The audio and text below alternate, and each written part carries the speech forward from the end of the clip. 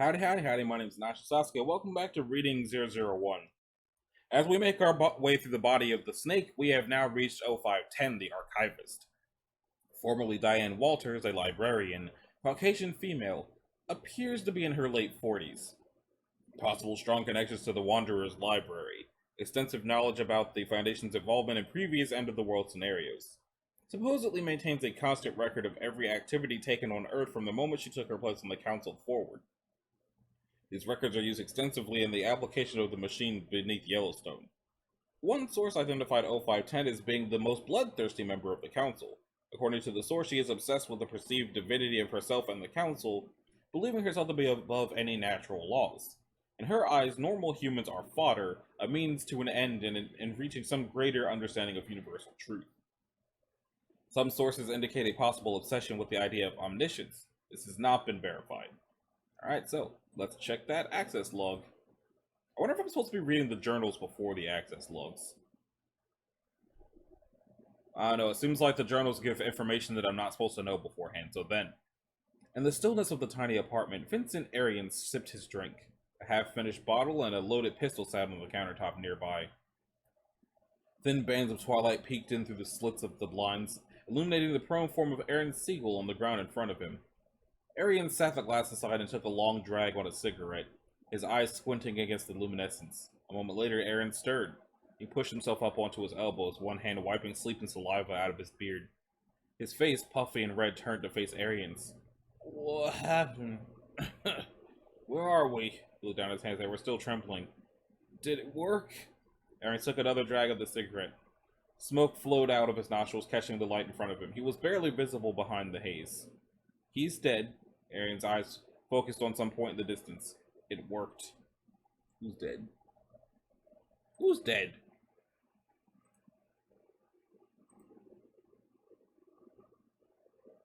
Proposal number 1?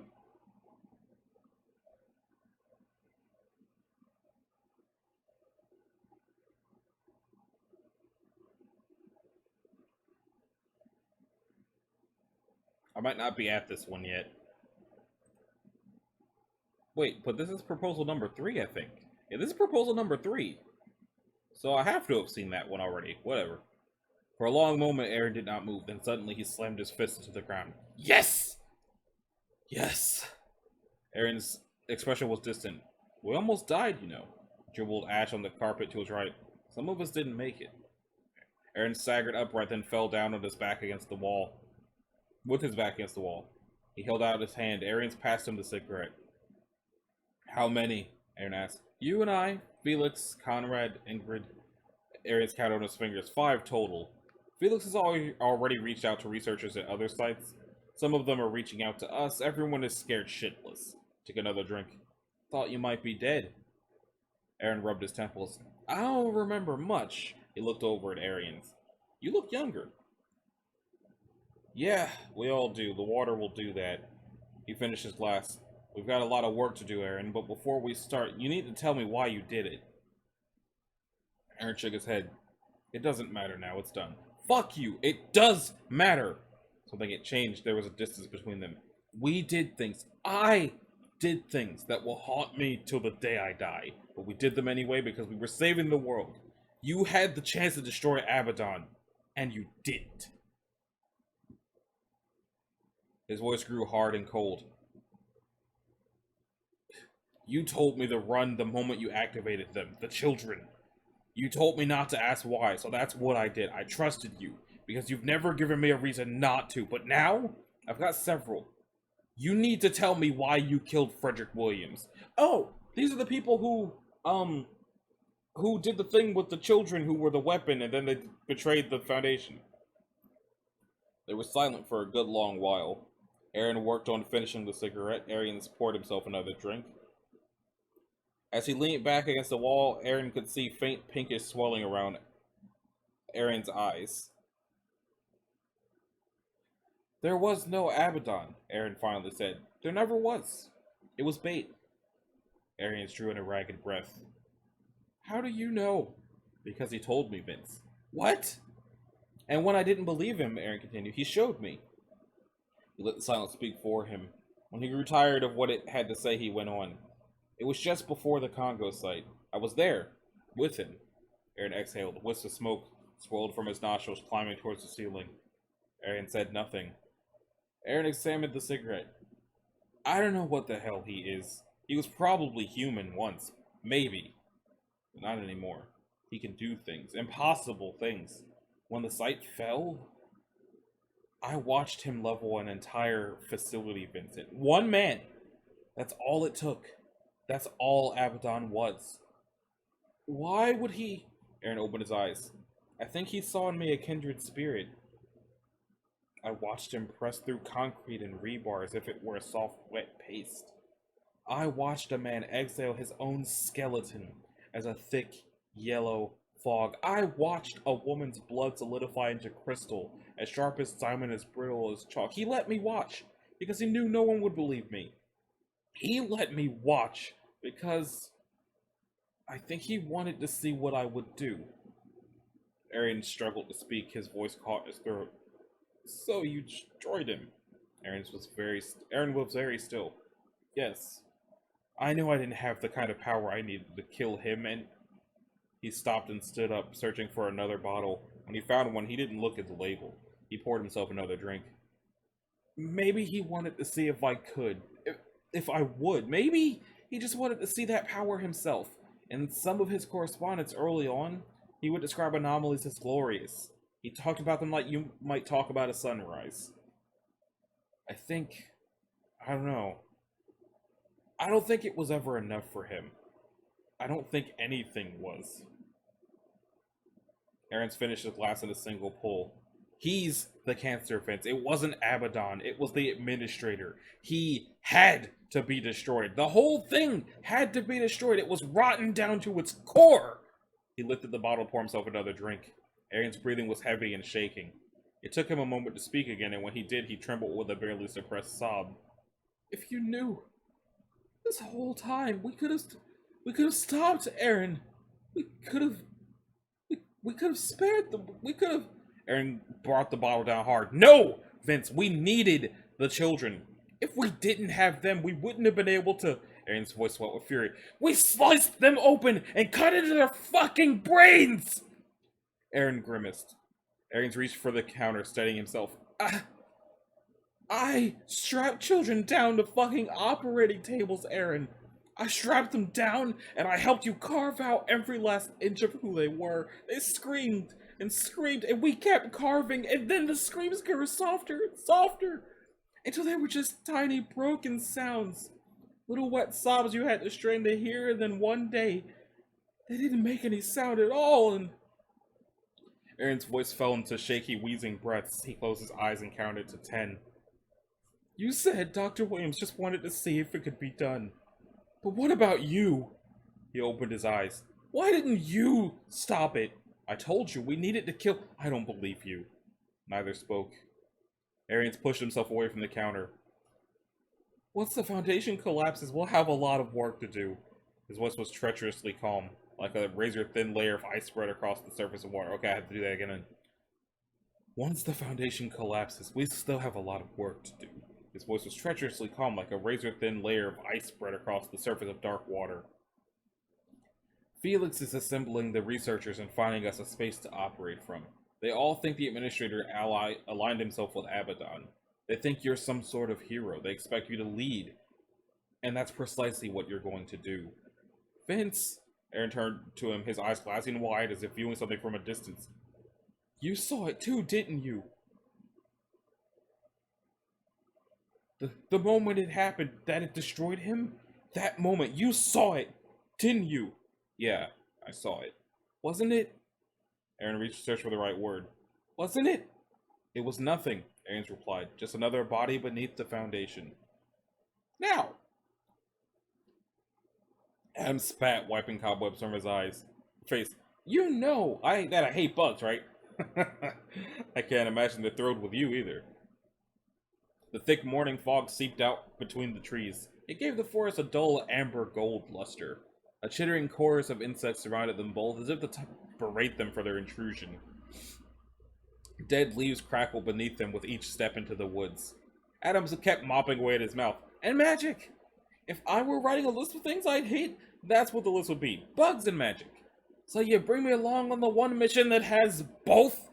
He paused to spit out another bit of webbing. Why me? Why not Anthony? Or Olivia? This seems like their kind of deal. Olivia's busy dealing with the liar. Calvin retrieved the journal from his pocket. He opened it and flipped through several pages. As for Anthony, he's getting intel on the outsider. Okay, fine, but this lady, she's basically some sort of wizard, right? How are we going to deal with that? You've got some sort of plan, yeah? I've got several. Calvin turned the page, reading as they walked. Well, what are they? Most of them consist of shooting her in the face. That's not a plan! It's worked out pretty well so far. Calvin looked up from the journal, casting a glance back to Adam. And if things get heated, I've got something. A weapon. What is it? Can't tell you. Seriously? Come on, that's... No. Calvin cut him off. I mean, I literally can't tell you. Close the journal and stop walking. We're here. Adam scowling deepened. He looked around the clearing. I don't see anything. How can you even tell? Listen. Adam stopped. He listened. Silence. You know how the Foundation contains some pretty intense anomalies, right? Things that, if left unchecked, could end the world? Yeah? Adam leaned back against the tree, scanning the clearing. The quiet, the sense of stillness, it was overpowering. Breaking it almost felt vulgar. Right. And you know how the Foundation has existed for, oh, I don't know, maybe around a century or two? Calvin squeezed the journal into his pocket. Adam nodded. Right? Then here's your history quiz. If the Foundation contains so many world-ending anomalies, and the Foundation has only existed for a century, who was containing those anomalies before them? Adam tried hard not to roll his eyes. No one. Anomalies didn't exist before the Foundation. The Overseers created them to gain immortality. Come on, seriously? This is kid stuff. But that's not quite it, because there are anomalies that predate the Foundation, and besides, how do you create anomalies if they never existed in the first place? Adam folded his arms across his chest and wrinkled his brow in thought. All that's really happened, Calvin continued, walking towards one edge of the clearing, is that the number of anomalies has started to increase substantially. The Foundation didn't create the problem.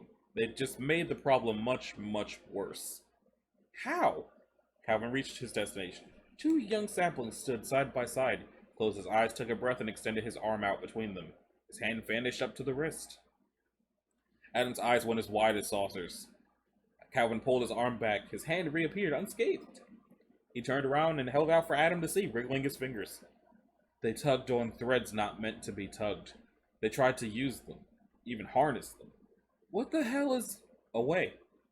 A tunnel between worlds, a piece of frayed, unraveled thread. Calvin faced the sapling, extending his arm again. In order to pass through this one, you need to have the right knock. Adam walked towards Calvin, staring at the space where the older man's arm terminated. A what? Something that opens the way. Sometimes it's just the time of day, or something you're carrying. Other times it's a ritual, or a word, or a thought. In this case, it's a piece of knowledge, something important to you. Calvin looked back to Adam.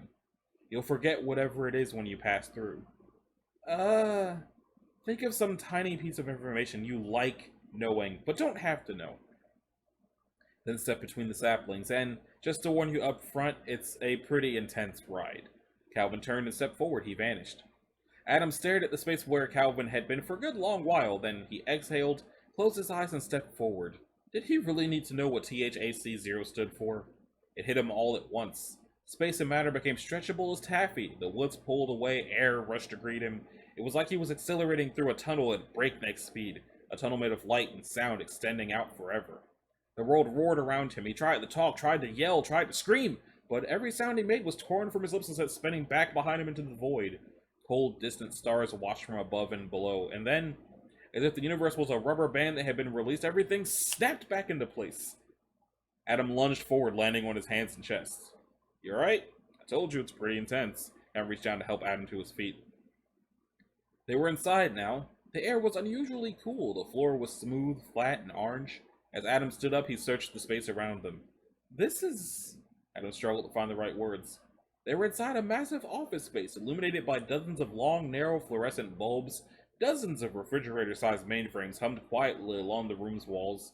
Adam didn't recognize the models, but if he had to wager a guess, he placed them as something from the mid-80s. The sort that used to record, uh, that used record-sized magnet plates for hard disks.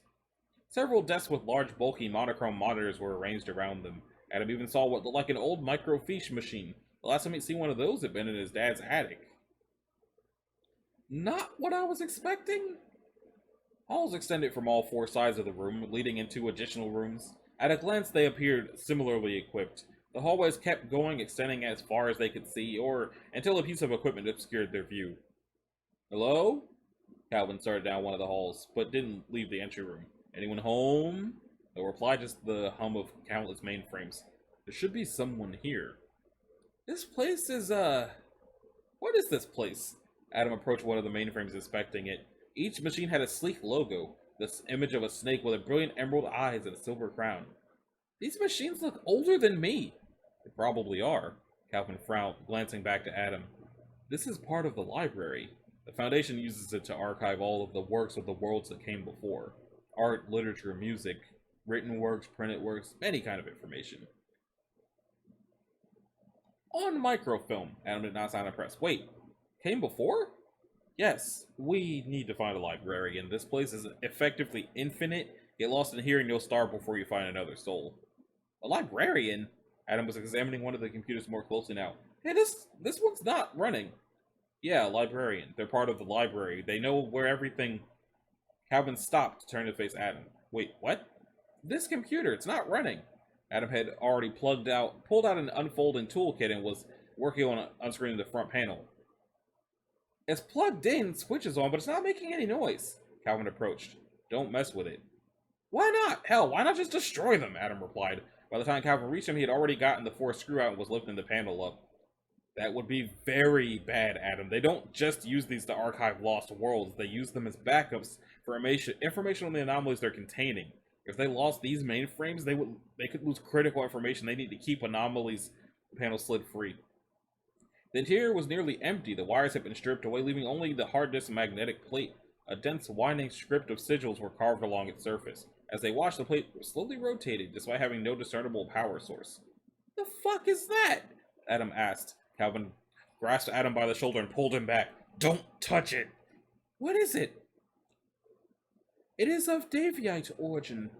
The voice came from behind them.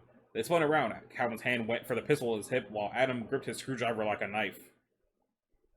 The creature stood over them both, narrow and slender. It wore a robe of shimmering silver. Its hood was pulled across its face, cloaking its features. Still, Adam could make out a hint of its skin, pale with a slight emerald tint. It had a rough, scaly texture. I thought it was the lady.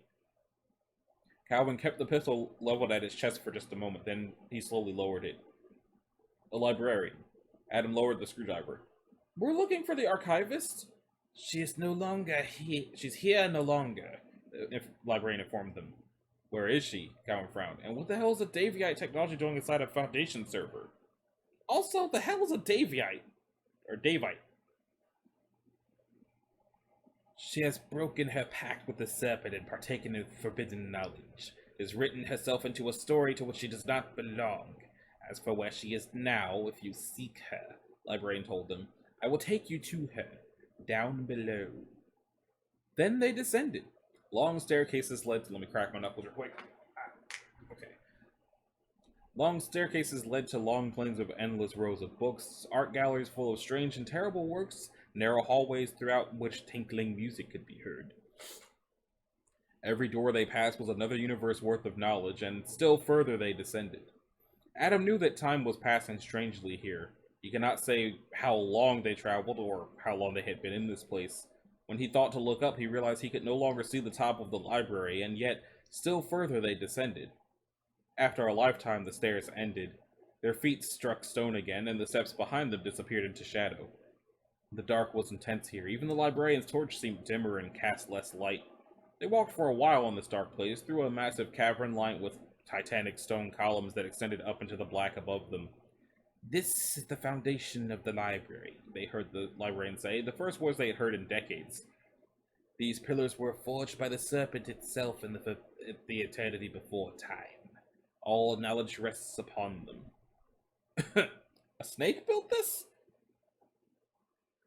The librarian looked at him queerly. The serpent is called the serpent in your world because that is how it manifests outside of these holes. And here, and in the dark endlessness below here, the serpent takes many shapes. Dark endlessness? What's that? You call the serpent what you call it because that is how you perceive it, but that is not what it is. The serpent is the avatar of one of the universal facets of reality, information. The idea that ideas can exist at all, or that all things have inherent truths about them. I paused. Below here is the emptiness outside of life and death, nothingness.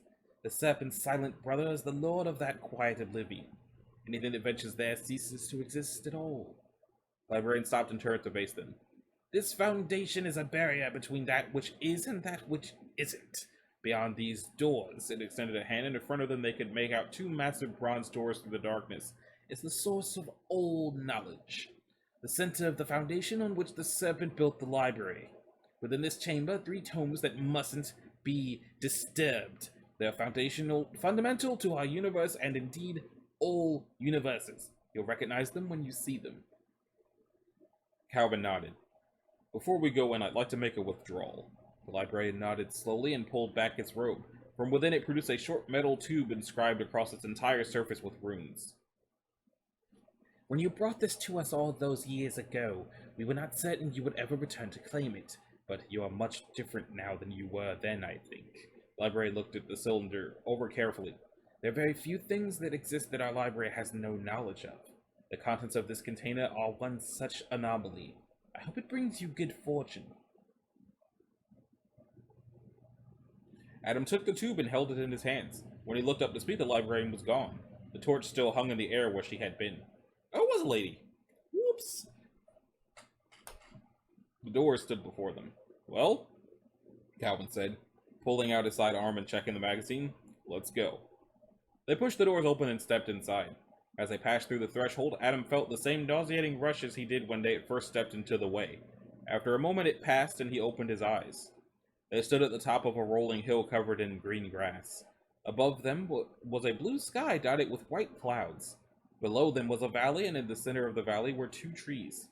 Under one of them was a woman sitting cross-legged in a simple white dress. At her feet sat 2 books. A third was in her hand as she read it as she quietly chewed on a red piece of fruit.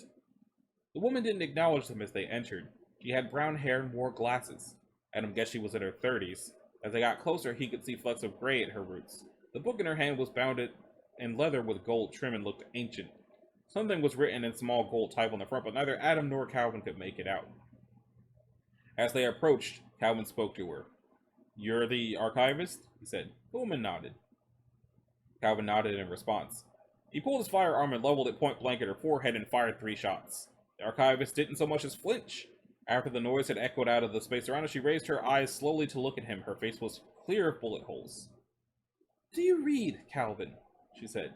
Calvin pulled the magazine out of the gun and flipped it into his pocket, pulling another from a clip on his belt. No, he replied. Can't say I've had much time for reading recently. He cocked the gun and pointed at her again. So what is this? Some sort of incorporeal thing? Do I need sacred bullets to do the job? Maybe something in silver? He popped off 3 more shots. The archivist didn't look away from him. I read, she said, closing the book in her hand and setting it on the ground next to a half-eaten piece of fruit. In fact, I read very often. I'm a writer, you see, and the only way for a writer to perfect their craft is to write and to read. She leaned her head back against the tree and was looking him square in the face now. Do you know how much you can learn from reading? I do. It's a lot. In fact, you can learn so much from reading, there's almost no reason to do anything else. You can live 1 billion lifetimes just in books.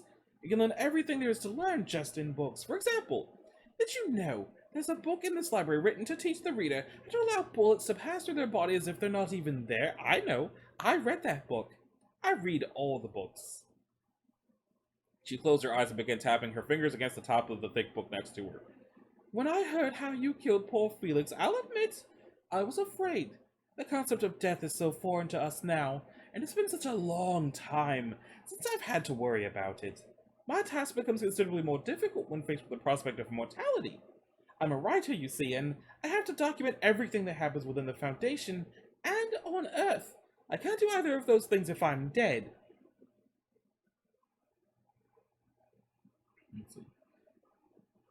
came down here because I thought I might learn the secret of immortality in one of these books. As it turns out, I didn't need the books, not at first. Have you felt how time is different here? It's a gift from the serpent. You have all the time you need to learn what you need to learn while you're in the library. She smiled. I've been here for some time, Calvin sighed. So you're going to keep reading until you figure out how to become immortal? Her eyes popped open. Oh no, certainly not. I've already figured that out. In fact, I've already done it. She motioned to the trees behind her.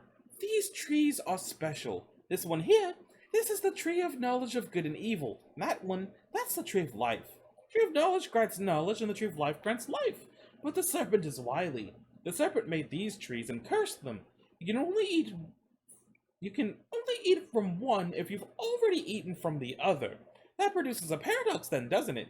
How do you eat from one if you can't eat from it till you've eaten from the other, which requires you to have eaten from the first? She uncrossed her legs and stood up. I've been down here for a very long time. I knew there would be an answer here somewhere, some secret that I had missed. By the time I realized there was no secret, I had read every book in the library. Every piece of knowledge contained here is contained within me. She gestured lazily at the tree of knowledge. I'd wondered about why this tree doesn't bear fruit. It's because the library is the fruit. I'd already consumed it. She cracked her neck and rolled her shoulders. I knew the serpent would come down here eventually. The serpent knew that the only pieces of the fruit I hadn't consumed yet were these three. The book of life and death, the book of things that have been, and the book of things that will be. I imagine it would have very much liked for me to not read these. Her back arched and they could hear something snap along her spine. It doesn't matter now. The serpent is the keeper of the library. The serpent knows all things within the library. I know all things within the library. I am the serpent.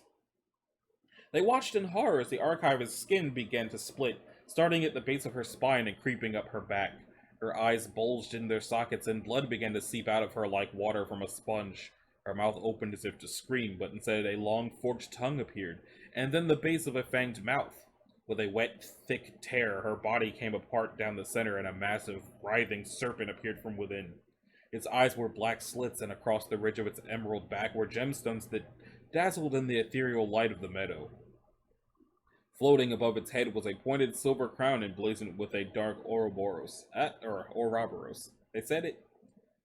The serpent coiled around to face them, the edges of its mouth turned up ever so slightly in a horrific grin. It blinked, and when it did, they could see the archivist's jade eyes again for a moment. There's one thing that nags at me, it said, lifting itself up to its full immense height. Is the contents of that tube you're holding, Adam Ivanov. What a queer thing to be unknown to that which gave birth to knowledge. I'll have to find out myself. The serpent's mouth opened wide, its fangs glistening, and it lunged at Adam. The young man had only a moment to duck out of the way as the serpent turned and came after him again, narrowly missing his feet as it rolled out of the way. Adam heard the familiar pop of gunshots and looked to see Calvin firing at the back of the serpent's head. The snake turned, its eyes dark again, and brought its tail down, nearly crushing Calvin in the process. I think the time has passed for shooting her in the face, Adam shouted as Calvin reloaded. Adam scrambled back up towards his feet and produced his own firearm, emptying several fruitless rounds into the monster's side. As he did, he noticed the tranquil valley around them beginning to come apart. Large fissures were forming in the ground, splitting the land and in some places falling away completely. In the exposed holes, Adam could see only darkness that extended on forever below them. Above them, the sky began to lose its blue, becoming a solemn shade of gray. The only color in the world was the gemstones on the serpent's back and its dazzling silver crown. Calvin fired again, and then again. The serpent lunged at him as he deftly stepped out of the way. He caught the edge of the crown, which pealed like a bell and made the air around them vibrate. As he paused to steady himself, the serpent's tail came around and crashed into him, sending him sliding across the gray grass. Adam fired, and the bullets ricocheted off the beast's back. The serpent turned toward him, its tongue darting out between fangs as tall as he was. Adam stood stock still, his body frozen, and dropped his gun. The serpent began to coil up before him as if to strike, and he could feel the animalistic urges of his body begging him to run, to flee, to do anything to protect himself, but he did nothing.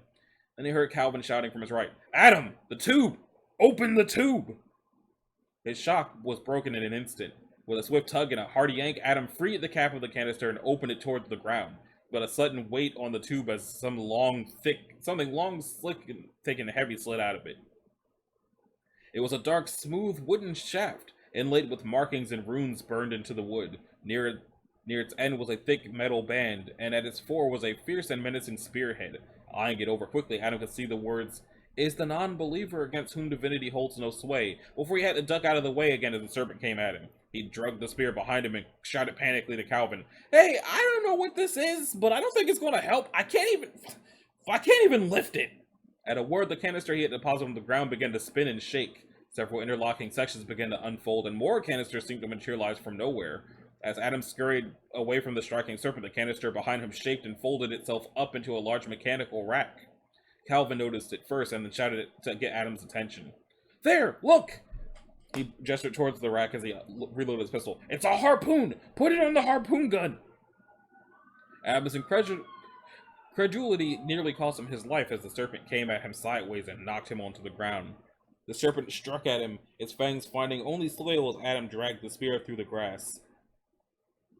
He heard the crack of Calvin's weapon again and again, but kept his head down as he struggled to maneuver around the collapsing ground beneath him. Upon reaching the harpoon gun, itself a mass of gears, pulleys, and steel, he heaved the spear up onto the rack and began to wind it backwards. With the spear in place and the gun loaded, he turned towards the serpent and froze in panic.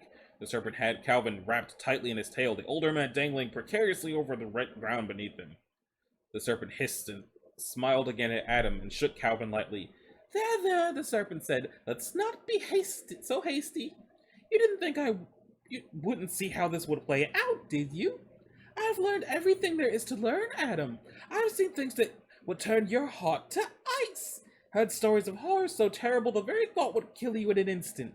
Its eyes focused slightly. "I will admit whatever magic you have in this weapon was tricky. I wasn't able to see it before, but now that I do, well, you know it doesn't matter, right?"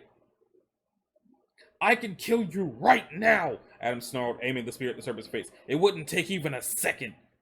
"Even if you could," the serpent said, his voice like velvet and smoke, "and you can't, why would you want to? Do you even know what it is you're doing? Do you even know what you're trying to accomplish?" "Kill the 13 Foundation overseers," Adam said through gritted teeth, his finger shaking against the trigger. "Why?" "You've twisted the universe to suit your craven desires. You made a mockery of the natural order. Your influence is a cancer." The serpent seemed to sigh. "Fanaticism. Even with all the knowledge in the world, I'll never understand you." With a swift tug, it crushed Calvin and dropped him into the void. Adam stood unmoving, his hand clenched around the handle of the weapon. The serpent began to move towards him. "You think you're the first person with dreams of destroying the wicked and terrible SCP Foundation? Be realistic, Adam. I have lived 1,000 lives and dreamed 1,000 more. I've seen this world turned over time and time again and dutifully recorded it all. Do you think there's anything you could do that I cannot foresee? Do you think there's anything that would stand between me and my duty?" It flicked its tail towards a harpoon gun. "Put that silly thing away. I've eaten the fruit of the tree of life. I cannot die. Not now that I've..." Click. With a rush, the spear roared through the air towards the serpent, which had gotten close enough as to be unable to move out of the way in time. The spear buried itself in the serpent's skull with a sickening crunch, and the monster recoiled and screamed. Smoke poured out from the gaping wound on its head as it thrashed, and Adam had to fall to the ground to avoid being smashed as the serpent's tail swung around and flattened the harpoon gun. The world around him began to vibrate, slowly at first, and then building in intensity until the very air seemed to shake. The sky grew black and thick bands of light began to pour through the cracks in it, and the ground below him undulated and churned and eventually fell away. The last thing Adam saw before he was plunged into darkness was the serpent, silhouetted against the falling sky with a shining silver spear protruding victoriously from its face like a serpentine unicorn.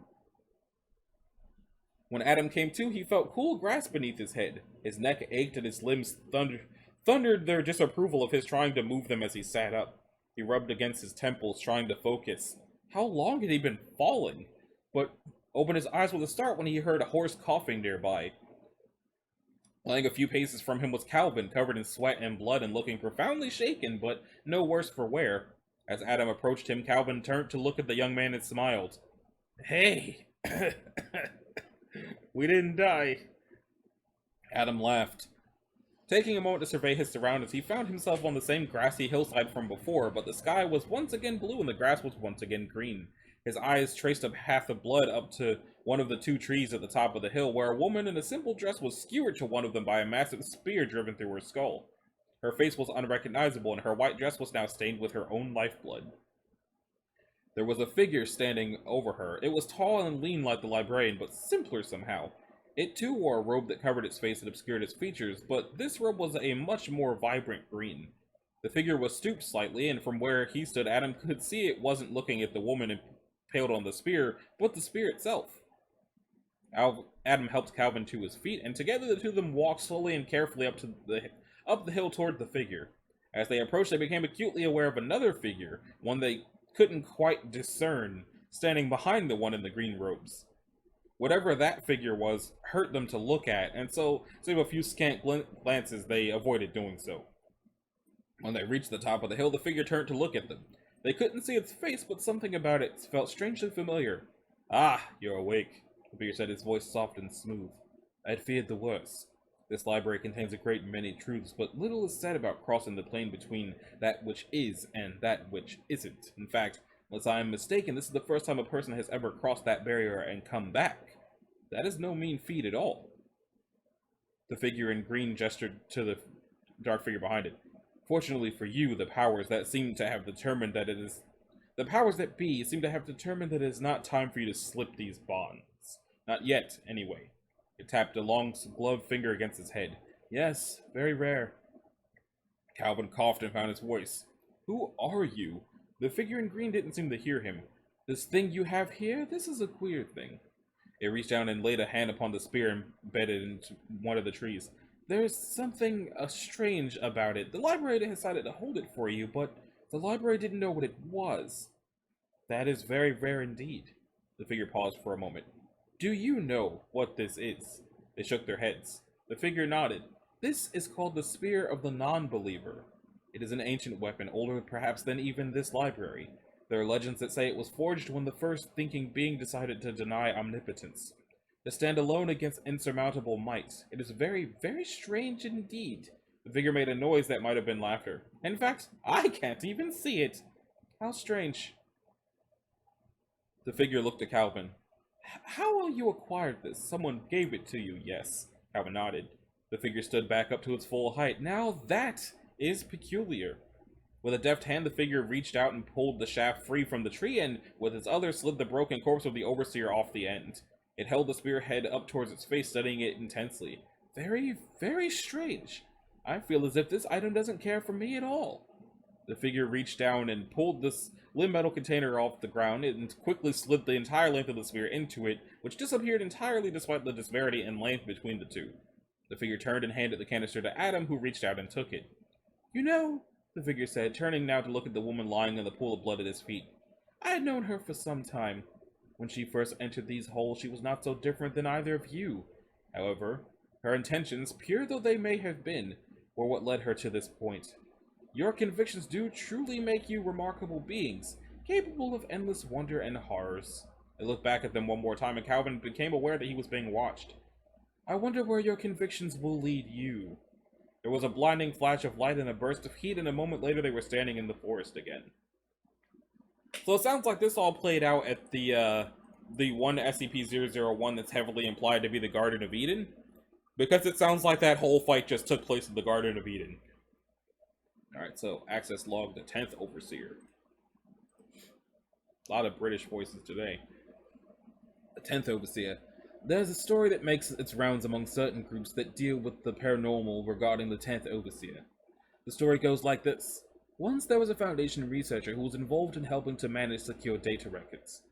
The Mind? The kind that are created by the Foundation's Department of Internal Consistency. These are records with top-level classification, the kind that no individual short of the Overseers themselves are permitted to see. This researcher was preparing these files for transport, and in doing so, accidentally broke the seal on one of the files, which was stored in infused steel lockboxes. He did not view the contents of the file, but for a very brief period of time, the file was unsealed. This breach was reported immediately to the InfoSec administrator, and the file was resealed and delivered to its final destination. No sensitive information actually made its way into unsecure hands. In most cases, that sort of event would result in some disciplinary action, but that would be the end of the story. That is not the end of this story. Instead, the 10th Overseer, former librarian named Diane Walters, personally saw to it that the individual responsible for the temporary breach was brutally tortured for what they called hostile actions taken against Foundation information security, and used the beatings to try and expose the individual as being a spy. In an apparent bid to try and stop the torture, the researcher admitted to being a spy and was summarily killed.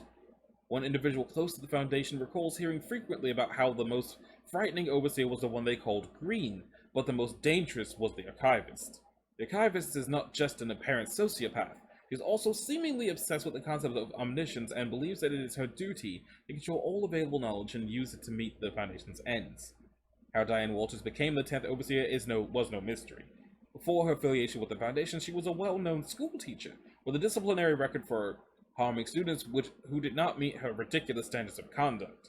She was also known for having near-perfect recall and was twice featured on American television as someone who was able to remember anything that they had ever learned. This made her invaluable, and she was recruited by the Foundation sometime in the 1960s. How she eventually became the 10th Overseer is an internal secret, but her presence on the Council came as no surprise to those who were aware of her abilities. One report I read indicated that she is also obsessed with the idea that the Overseers are somehow divine, and that their position atop the Foundation's mechanisms was a gift of fate that bestows them with capital reckoning and final judgment on all living creatures.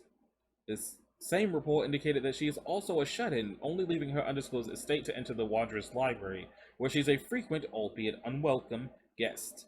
The library is loath to give up its secrets, but there are rumors that the library considers the 10th Overseer to be something of an abomination, and she does not learn as much as she absorbs information. Despite this, they have shown themselves capable of shutting individuals out of the library in the past. They're either unable or unwilling to do so in this case. In my travels, I once came upon a portion of a journal that had supposedly been penned by the Overseer herself. In it, she spent a considerable amount of time railing against the ignorant machinations of a failing race, and expressed a truly impressive disdain for other people. At the same time, she also ranted in apparent fear of her own mortality, believing that it was unfair that she should be forced to suffer the same mortal coil as others despite her being gifted as she is. If I had to guess, should an event take place that would see the Overseer somehow becoming vulnerable, the Archivist would revert to those most base fears and retreat to the only location where she might feel safe, the library itself. Based on what I know about the librarians, I do not believe that they would hesitate to give her up if that was the case. There's another rumor, of course, one that concerns all of the Overseers, but the 10th specifically. The rumor is that this world has ended many times in the past, and each time the world has been recreated by an impossible machine or by a long-dead race hundreds of thousands of years ago. Each time the world is recreated, the Overseers, who cannot die, do not retain their memory of those events, but the Archivist, who has perfect recall, does. If this rumor is true, and the Archivist has been alive and aware for much longer than anyone has any right to guess, it is possible that she is more dangerous than I could ever imagine. To have glimpsed the other side of the apocalypse and lived, and then to remember that experience, it may very well make her the most dangerous person in the world. Alright, so that's 0510, which I was not expecting to basically be an unholy kaiju battle, but it was an unholy kaiju battle. So, if you like this video, a like and a subscribe will be groovy. If you didn't, you need to do either one of those things. If you want to click the bell, you can do that as well so that you're notified of future uploads. And I will see y'all in the next one. Later.